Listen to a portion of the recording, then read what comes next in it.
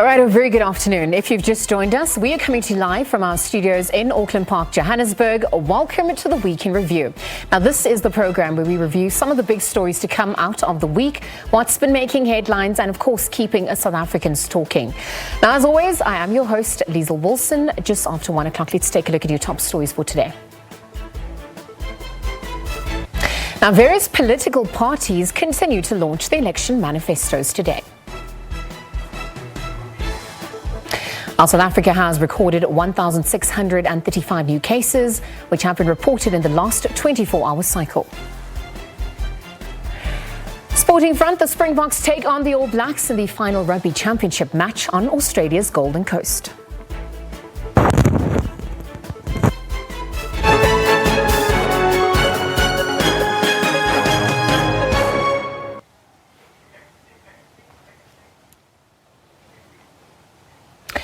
Right, kickstarting our show with the top story today. EFF leader Julius Malema will lead an election campaign at the Apex Sports Complex in April, just outside Jane First in Limpopo.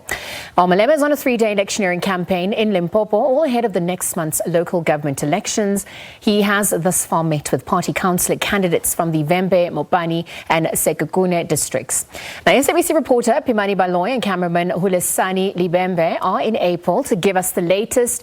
A very good afternoon to you. Thank you very much for joining us. I think just give us some context as to where you currently are, what has been transpiring throughout the day, particularly as obviously parties are out in full swing aiming to woo voters come the 1st of November. Good afternoon, Liesl, and good afternoon to our viewers. As you rightfully stated, I'm at the Appel Sports Complex where EFF leader Julius Malema is in the next hour or so expected to address voters in this area.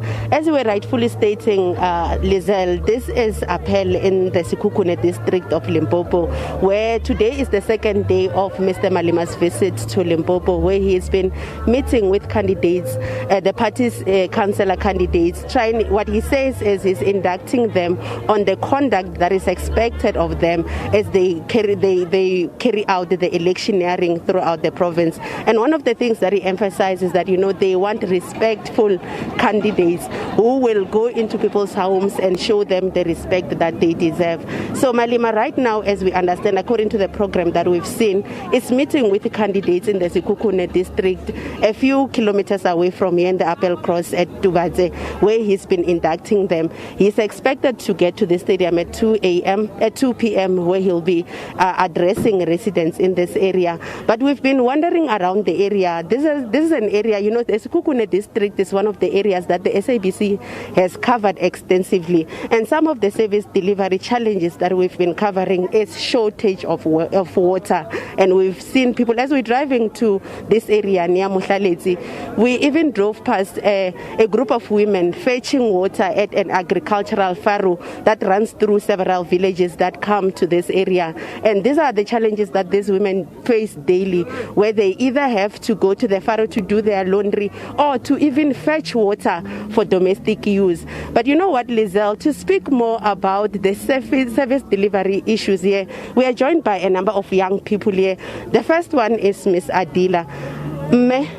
EFF leader Julius Malema utlamo today, and the election just an hour and a month away. Rinyaka di diputse as batho ba mo Appel di nyakwa tja lena tja service delivery ke eng le lebeletse hore mmusho o le thushe ka eng as di tlhopo di tla next month. A ke go leboga mogashi ke dumedishele batheletši kwa gae ke rata gore go batho ka moka ke re na le ditlhotlo tša metse gona re tshwenya mo motseng wa bo rena re be re ka rata le go tshepa gore ge mokgatlo wa EFF o ka tšea matla ba tle ba kgone gore direla metse re nwa metsi le diphoofolo re hlatswa ka gare ra barana ke ditlhotlo tše re na le tšona mogashi ke re EFF a tle re dirile metse le rena re kgone go phela ke a leboga. Marina, Liesl, she was exactly saying what I was saying, that the biggest challenge is access to clean running water. So at this point, we are joined by another young person, Mr. Tseke. And Tate Tseke, Lena le muswa, le abereka na, as re lebeletse di lekgetho. The challenges ke eng tse di facing sa muswa. Na ele nna Tseke mogashi ya go leboge ke pele ge Julius Malema ga tlile mo Gankwana a kole sello sa rena badudi ba mo Gankwana badudi ba mo Gankwana ba lla ka taba metse re nwa metse le diphoofolo la tlile le ngwa hatswe ka mo mashung a Gankwana sintse ba re ba dia skontiri le ga di bua le mogashi o ka ya ka mo mashung wa go lebella kana mo motsero le gona mogashi sintse ba e patsela ba re ba dia skontiri ba tlogetse dipula tshili anwa bana ba wela ka ra militewe le lehono isalo ba milete bo Gankwana nna ile moitswa mebereko ba re ba hira mashego we o tswene wa mogado wa toate aba o hire ba lala ba hira mashego ba tsia batho mogashi ke a go leboga a mantsi ona ke sia solo wa tla Gankwana wa go le lilo tsa na go leboga mogashi. Thank you so much, Lizelle. You understand the challenges of live television, where we are currently facing a sound challenge, where they've just switched on the music on the stage, but we're trying to have that fixed. Our viewers will excuse the poor sound quality. But what Mr. Tseke was explaining right now is that one of the issues that he hopes the EFF will address should they win in this area is to creating employment opportunities for young people and ensuring that, you know, they have proper road networks and ensuring that, as the first guest that we had was speaking about, they have access to clean running water in the area. But Lizelle, I'm joined by a third guest, Mr. Terence, right now. Mr. Terence, next month, Lina Samuswa, Litwelecho Re, Mokato Yorlu, Votelang, Utisha Ing Mo Narinyale.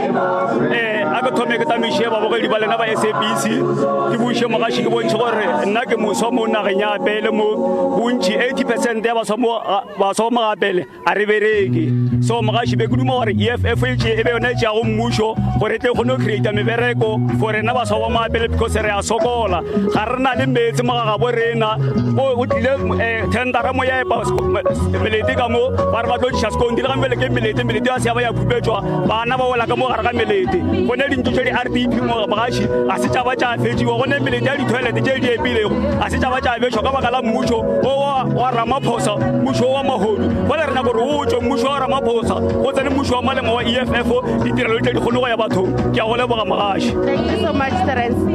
Lizelle, that is just Terence echoing the same sentiments that his two other party members were echoing, that they believe that an EFF government will be able to help them get out of this poverty-stricken situation that they find themselves under.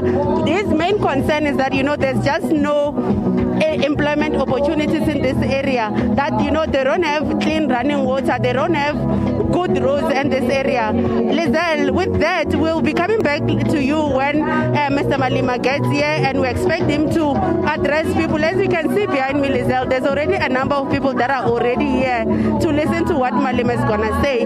So, Lizelle, with that, we are back to you in studio. All right, Pimani, thank you very much for that crossing. Of course, as you mentioned, live TV does have a nature of its own. And as we continue with our coverage of the political parties who are out in full swing campaigning this ahead of the local government elections, which are set to take place come the 1st of November. Again, EFF Commander-in-Chief Julius Malema will lead an election campaign at the Apex Sports Complex in April, which is just outside the Jane First area in Limpopo.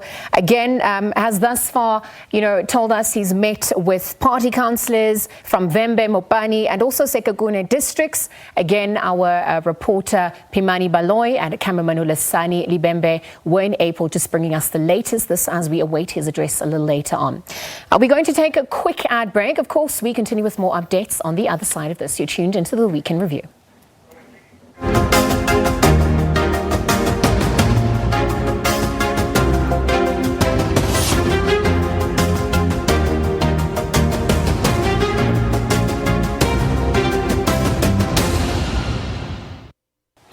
Welcome back. You're tuned into the Week in Review with myself, Liesl Wilson, continuing with more news at this hour. The signing of the Code of Conduct by political parties took place against the backdrop of several incidents of political intolerance and also breaches of COVID-19 gathering restrictions. Political parties have now committed to conducting themselves in a manner that is conducive to free and fair elections. Over 26 million voters are expected to head to the polls on the 1st of November, where over 100,000 candidates, including 1,700 118 independents will also be contesting in the country's 6th edition of the municipal elections. It's scenes like these that the Electoral Commission says it will not tolerate in the build-up to elections.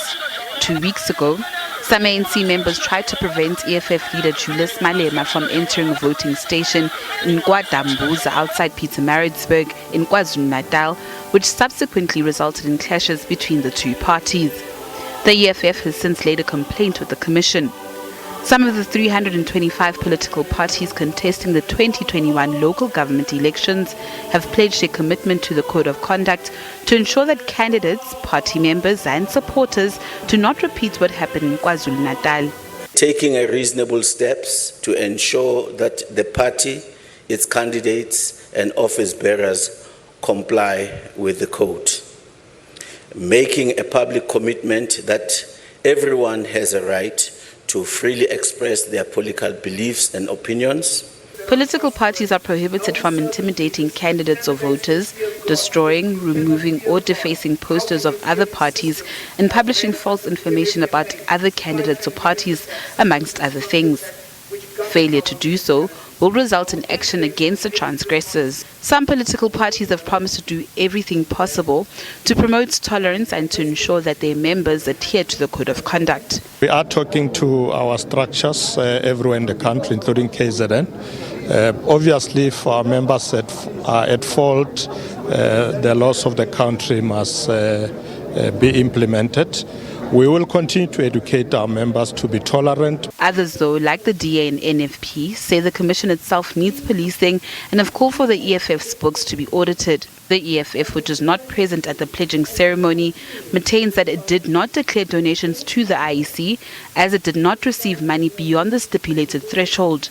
But some opposition parties are not having it. I know what rallies, what billboards, what posters cost. They cost millions of rands.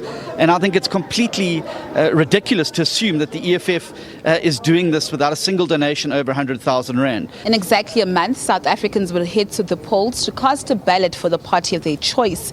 Meanwhile, political parties will continue to crisscross the country, trying to convince voters to choose them. Natasha Piri, SABC News, Johannesburg. Right, now, the African Transformation Movement is launching its manifesto in Mthatha, the Eastern Cape, today. The party says it is resolute in its belief that the priority now is a mass economic participation of the citizens. But for more on this, let's bring in our reporter, Xolani Shitenga. Again, we're going to be getting the latest from there. Xolani, good afternoon. Thank you very much for joining us here today. Obviously, as the electioneering is in full swing, all this happening under rather extraordinary circumstances leading up to the November 1st elections. What is currently transpiring as we speak on your end? Yes. Good afternoon to you. We're coming live to you from Mthatha Ezamukulungisa locality, just outside Mthatha. This is where the ATM will be launching its 2021 local government election manifesto. We know and understand that at around 2 this afternoon, the president of the ATM, Mr. Vuyo Zungula, will be tabling the contents of the manifesto and taking into confidence some of the members that are here who are hoping to see change and saying that, what they are bringing as the ATM is a governance that is very clean and that is reliable. But with me, I do have the national spokesperson of the ATM, Mr. Sbusiso Mncube, who is going to give us a sense of what this manifesto is all about. Mr. Mncube, good afternoon and thank you for your time. Thank you very much, my brother, Mr. Mncube. Mr. Mncube, yes. Just give us a sense of what today is all about. Well, the ATM is launching its local government manifesto. Remember, when we formed, we just contested straight to the national elections. We started launching the national manifesto in 2019 before the local government. So it's our first time to do this. We're excited as a party. We are moving to another sphere of government where we are not represented as a party. Yeah, we are in Mthatha. We understand this is a rural town where there are lots of problems, things like roads, infrastructure that is lacking, electricity, crime, unemployment. How do you hope to tackle those issues should you be voted into power? Well, there's a lot that must be done, not only in Mthatha, in the Eastern Cape. In 27 years of liberation, this is the province that is still much underdeveloped, high corruption, poor leadership. Both the provincial and the local government, you see the potholes around issues of water and the likes. So these are the things we've started as a party, and we are promising that we are going to tackle those issues for the benefit of our people. It can't be that after 27 years of liberation, we still have such a poor infrastructure in this province. Last week we were in East London where we saw the ATM supporting APC to say APC is one of those parties that they are willing to work with because they share the same values in terms of governance. Just give us a bit in terms of that. Oh, definitely sure. The APC is we are partners. Very soon the senior leadership will unveil that, but we are already working together, sharing the same ideology, Pan-Africanist ideology, and sharing even the vision of how the country and our people should be truly liberated in terms of economic emancipation. So we were working together. Our president was there, and President Tembakodi today of the APC has just delivered his message of support to our manifesto launch. But someone who's outside looking in will say, well, this is just a political rhetoric. How are they practically going to change these issues? Because, I mean, we've heard this before. It's not the first time that we are hearing people saying we are going to combat corruption. How do you wish to tackle that? What are the strategies you have? By 2 o'clock, the president is going to unveil the actual manifesto. What we are saying to the people of South Africa as we are moving to these local government elections, we are not only talking rhetoric, as we are saying, once we have voted in, our councillors will practically implement our vision on how the local government should actually benefit the people, how to address the concerns that our people have been crying for in these 27 years of liberation.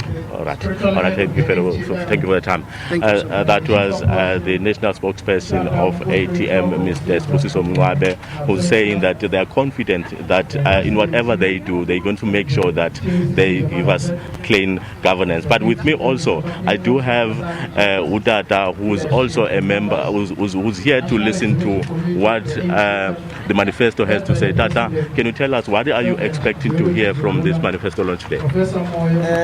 I'm expecting that the ATM can be one of the parties that will take care of the people of our country, especially our municipalities. But what are some of the issues that you think are at the core that maybe you want to see tackled by the ATM should it be voted into power?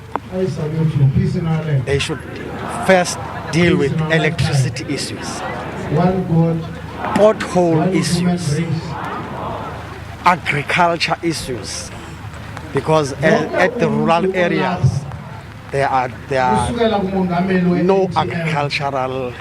There are some agricultural lands that are not taken care of. Here in the locations, we've got a problem with potholes, service delivery, the likes of electricity, water. But actually, what do you think the ATM will do differently, or that has not been done, or that has not been said by other parties? I've seen ATM taking care of youth, like giving youth balls, kids, making sure youth is taken away from crime. Because we've got a problem of crime.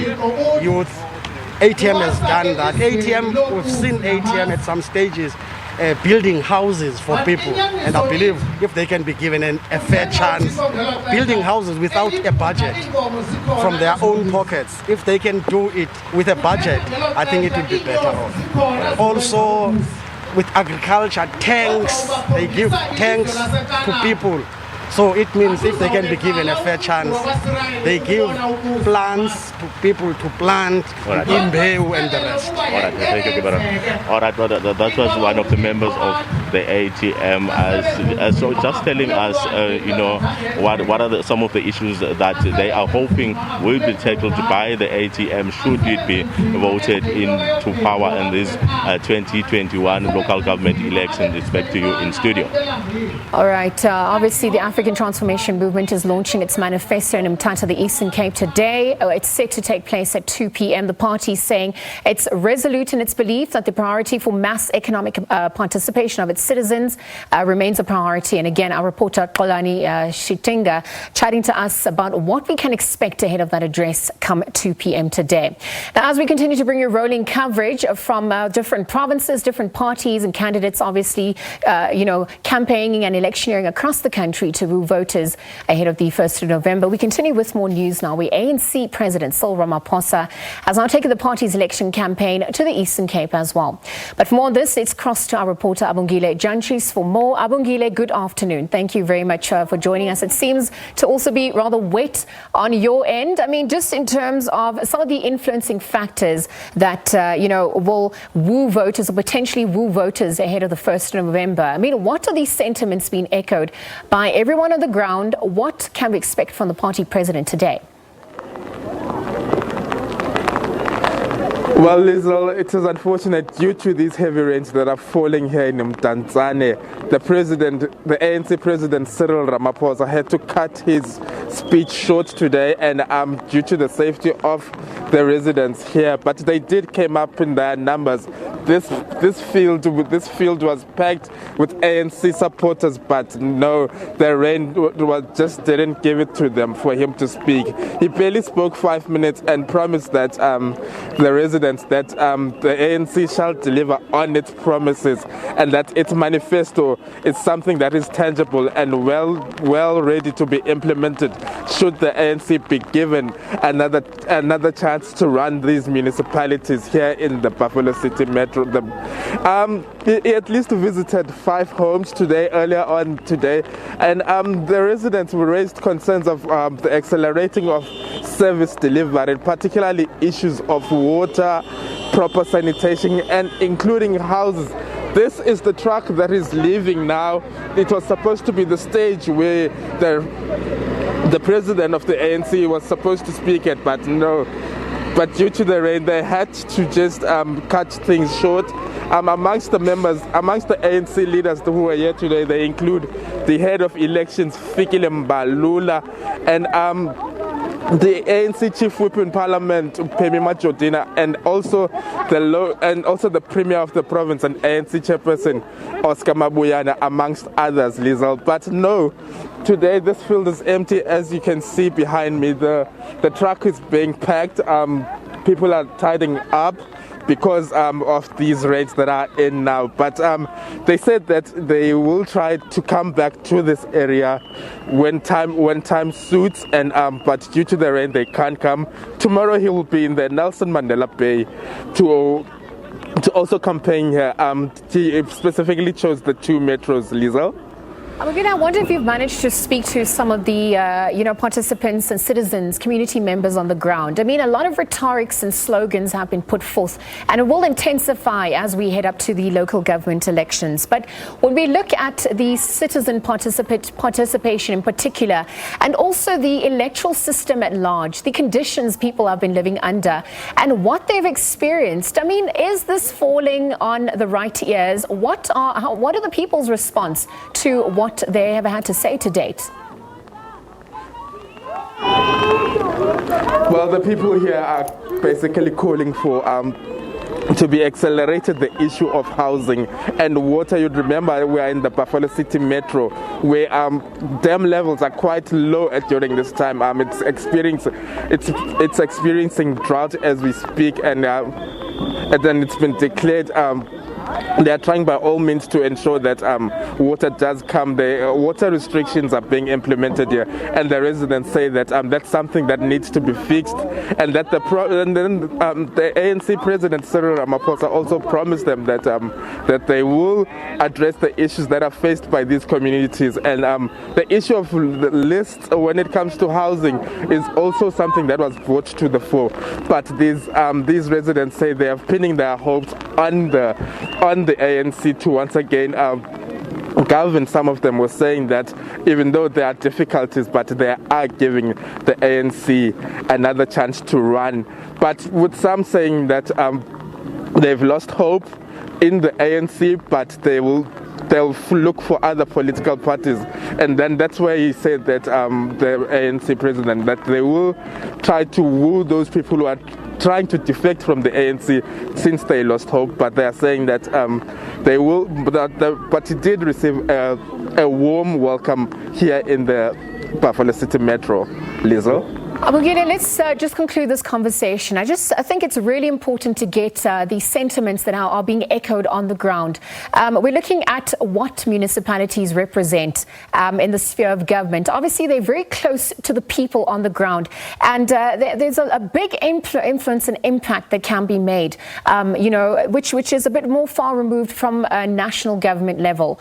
Now, when we look at the issues of service delivery, we look at the issues of corruption, we look at the issues of poor planning and lack of service delivery going forward. I mean, have you managed to speak to any of the councillors, any leadership positions that, could take responsibility for what has transpired going forward, perhaps to influence people and sway them ahead of these elections? Well, I did try to speak to some candidates who are aiming to be councillors, mostly young people, who are saying that new broom sweep clean, that was there. So those were some of their words. And that you'd recall that when it comes to audits here in the Eastern Cape, the last time during the last financial year, only 2 municipalities got clean audits. So it's really a thorny issue there. The issue of municipalities, because they are the ones who are in communities. They are the ones who are supposed to render these services. So the young people here, particularly in this area, they really fought, particularly in the ANC, they really made their voices heard. And you can say that they are not mostly youthful, but there are young people who are there, who are saying that should they be elected, they would bring change within their communities, Lizo. Abungile, just on that side note, you've spoken about a lot of youth representation coming to put their names forth for these local government elections. And when we look at the transformation and spheres of change at large, representation is important.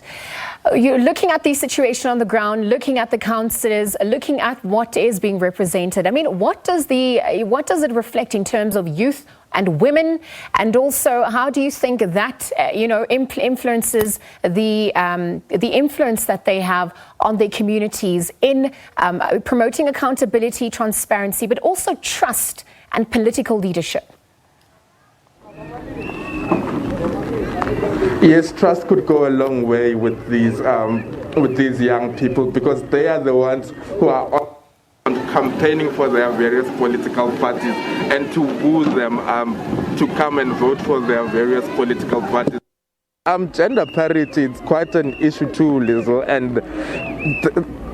and they are trying. That's what they say. That political parties really are trying to woo the youth into key leadership positions for representation. All right, Abungile, thank you very much for joining us again. ANC President Cyril Ramaphosa has taken the party's election campaign to the Eastern Cape. Our reporter Amugile Yankees just giving us the latest. Obviously, due to weather conditions, it seems that the program has been cut short. The party president promising that they will return to the area, perhaps to continue with their campaigning and address the residents and community members, particularly aimed at solving some of the more pertinent issues that they are experiencing there. But in other news, the United Democratic Movement launched its manifesto in Mthatha, the Eastern Cape, just earlier on as well. But for more on this, we're going to cross to our reporter Nkululeko Nyembezi, who is standing by for us. Nkululeko, good afternoon. Thank you for very much for joining us. Let's just walk through the manifesto launch that obviously took place today. We heard from party leader Bantu Misa. What exactly can you recap for us in terms of what was echoed and what was the response from those in attendance today? How long am I going to stand here? No.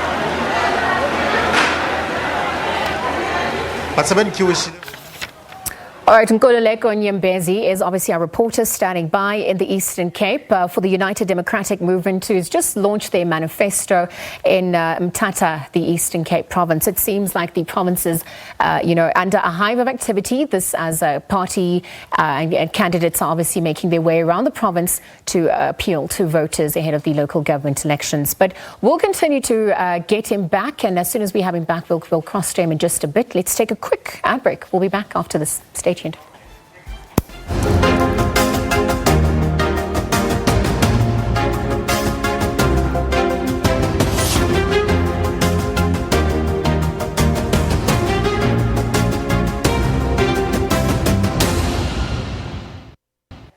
Right, welcome back to the Weekend Review. We continue with more news at this hour. The United Democratic Movement launched its manifesto in Mthatha, the Eastern Cape, a little early on today.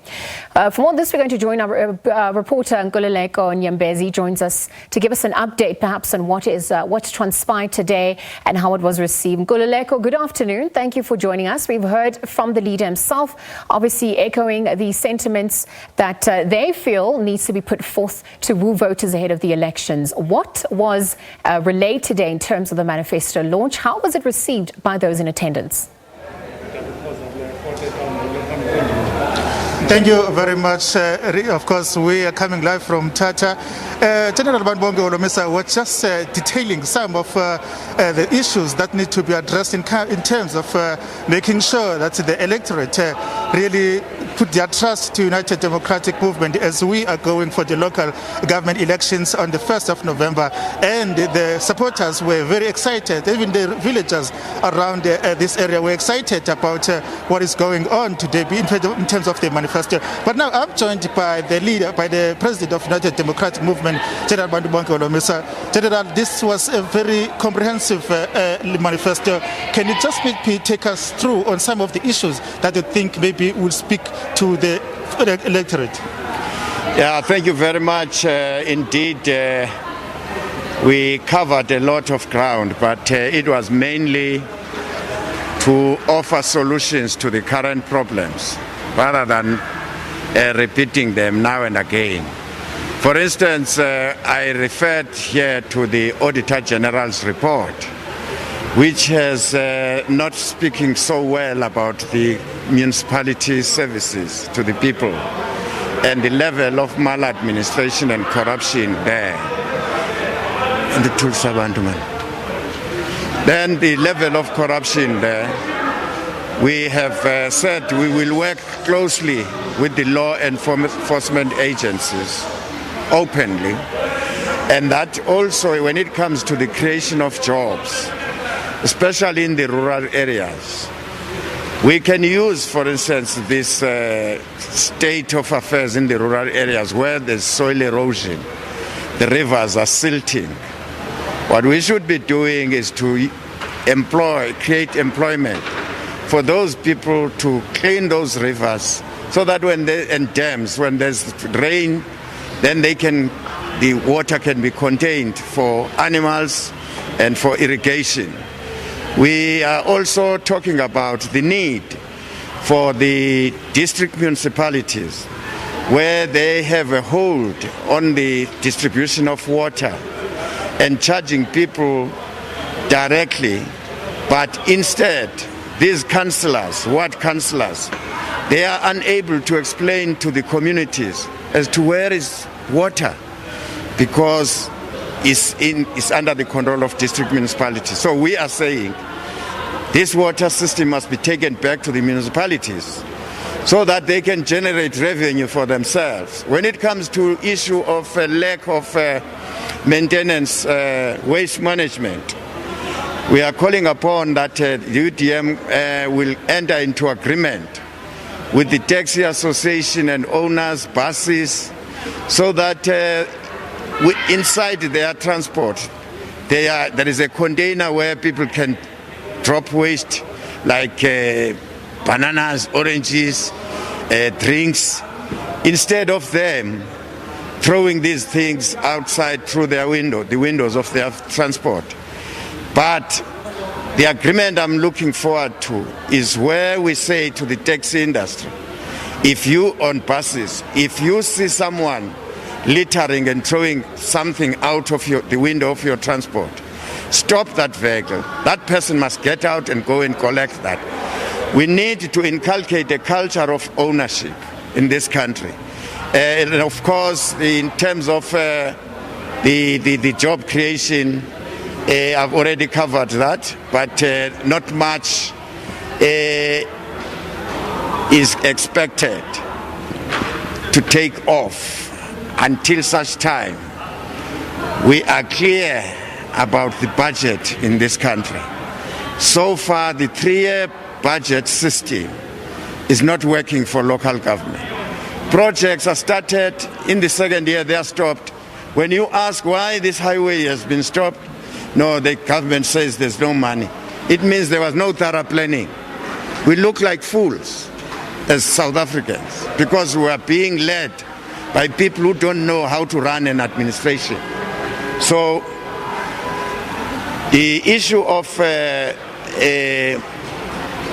stability, crime, you cannot address crime without working with the people. The issue of lack of intelligence. You cannot have intelligence if you are just sitting in Pretoria. Therefore, the local authorities must be the eyes and ears of what is happening in the rural areas, including this GBV issue, where women are targeted. So we need to make sure that the law enforcement agencies are working closely with the municipalities of the UDM. Okay, just lastly, maybe you seem to be not happy about the electoral system in the country. The electoral system is not electoral system. And you're mistaken by the financial Management Act. Yeah, the declaration of party funding. The party funding has exposed. You remember, ANC and DA have been opposing this for years. But when it finally came out, this legislation, it has exposed who they are. Because the ANC government has been sustained by the state, abusing state resources. And we are looking forward to the Zondo Commission's findings, which will tell us how that money they have stolen through Bosasa will be paid back. And also the issue of these big companies, which they only fund DA, to them it looks as they are investing on class and race. So that thing must be stopped. Thank you very much, General, for your time. Thank you very much. That was General Bandibonke Olomisa, just giving us a brief of what transpired here as they were launching their manifesto today. Back to you at studio. All right, thank you very much again. Just the United Democratic Movement launching its manifesto in Mthatha, Eastern Cape. Our reporter Nkululeko Nyembezi speaking to the party leader Bantu Lamisa for the latest as we continue our election coverage on the SABC. But in other news now, the ANC Deputy President David Mabuza is on a campaign trail in Bloemfontein, Free State. Our reporter Palesa Mweti is standing by for us. Energy ngata, matama amangata. Kitori attender one by one. Megirika, kaluna, untusa ore address the challenges so reto wina. Hari men relese shawasawa 12. Rike mise rito aneleng. The challenge intena lesona. Kisepa uluna leton roma ilelen siete. Ore di address issue se. Amanda.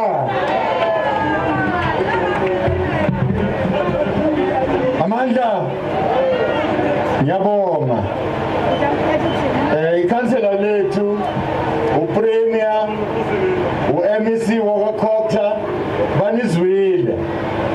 mina ngizobalekelela ukuthi inkinga lezi zixazululeke kodwa engicela kini ukuthi noma ngabe abekhona amaphutha ku-ANC sicela ninikeze i-ANC elinye ithuba nivotele sizokulungisa lokho okonakele sizokulungisa manje ke before ngihambe ngifuna ukunenza ANC ngifuna ukunibranda ANC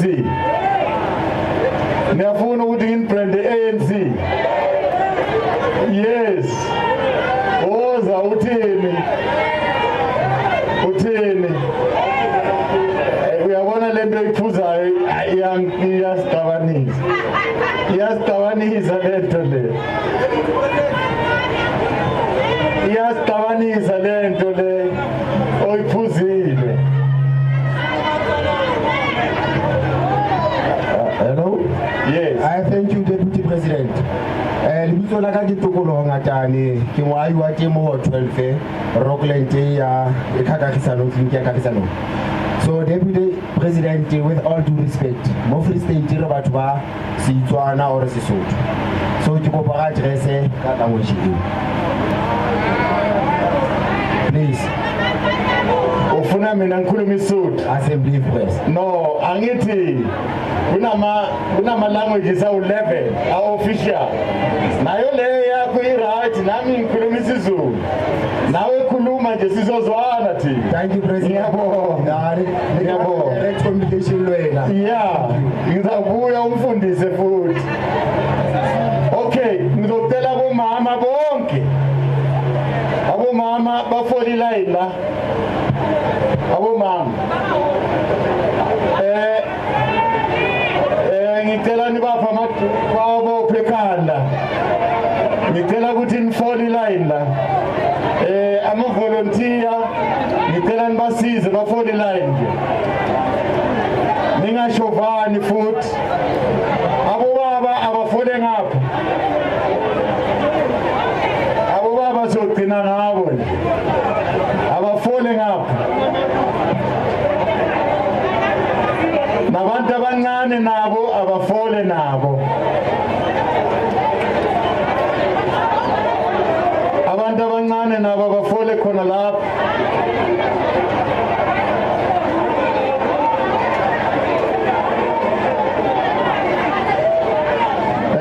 Ngizawucela ukuthi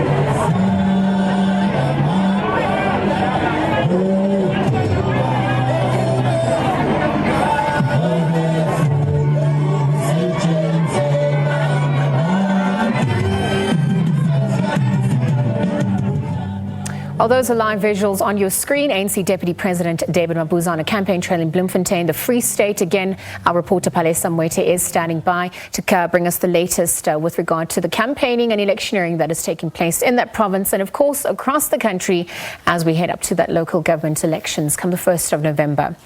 But in other news, Pan-African Congress leader Mzwanele Nyonto has accused the ANC government of failing to develop the country's rural areas. He was launching the PAC's election manifesto in Duduza, Ekurhuleni.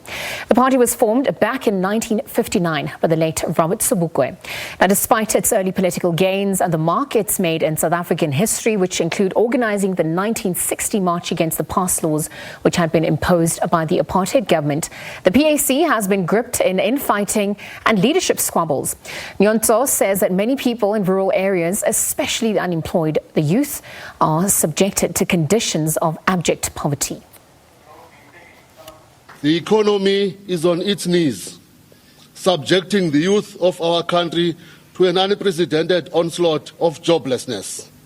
Unemployment has reached staggering proportions as 44% of the population of Azania is without work, while youth unemployment has worsened to 64.4%, the highest youth unemployment rate the world over. This is a direct consequence of the disastrous neoliberal policies adopted by the governing party, a former liberation movement decimating the local industry and shifting jobs to foreign lands. On the supply side, the ANC failure to develop rural areas has created conditions for unsustainable urbanization as more and more people migrate to the cities in search of economic opportunities. The PAC says the 27 years of betrayal must end on the 1st of November 2021. This is the turning point. Homeless and robbed of hope, the African majority are held hostage to a life of poor services. Whether it is long spells without electricity, unreliable supply, the indignity of bad sewage pipes and uncollected heaps of garbage, neglected and derelict cemeteries, gaping potholes, under-resourced libraries and much more. Their municipalities do not care as long as their hefty salaries of elected representatives are paid in full and on time. The PAC says the 27 years of betrayal must end on the 1st of November 2021. We continue with our rolling coverage of party manifestos and election campaigning, which is set to take place across the country. In just a moment, the African Transformation Movement Party is going to be addressing their manifesto launch for 2021. So stay tuned. We'll be back with all this and more on the other side.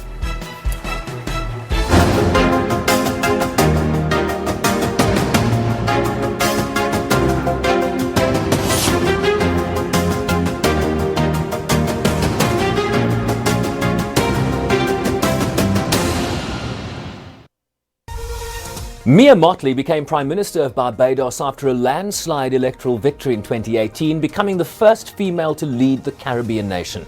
She gave an impassioned speech at the UN General Assembly recently, invoking Bob Marley as she asked member states who would get up and stand up for the most vulnerable in society. In an SABC News exclusive, we engaged the history-making Prime Minister as she now oversees her country's march towards a republic, where the British monarch is months away from being removed as head of state. Join us for a discussion ranging from COVID, climate, and the need for greater global consensus. This Sunday on The Full View at 6 p.m. Central African Time. SABC News. Independent, impartial. Mzansi. Play your part and help curb the spread of COVID-19 by wearing a face mask at all times in public spaces. Practice good hygiene by coughing or sneezing into your elbow, washing your hands with soap and water, and sanitizing regularly. Register to get vaccinated. Together, we can beat COVID-19. The SABC, keeping you safe and informed.